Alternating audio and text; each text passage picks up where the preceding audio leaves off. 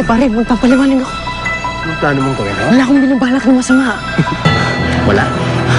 Ako pa ang dadaguhin mo.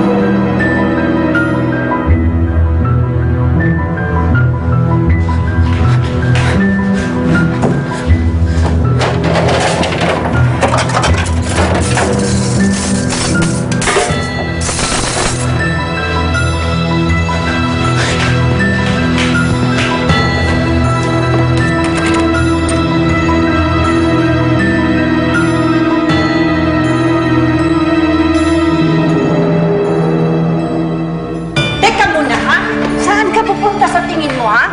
Gwyneth, iakyat mo si Ninyo. Baka saktan na naman ito yung bata, eh.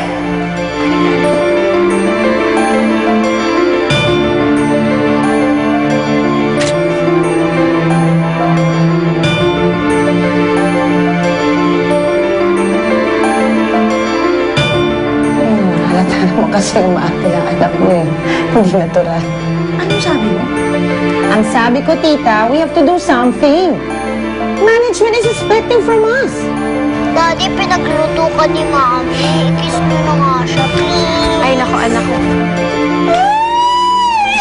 Kilig-kilig! Kung ano, ha? Pwede? Pwede!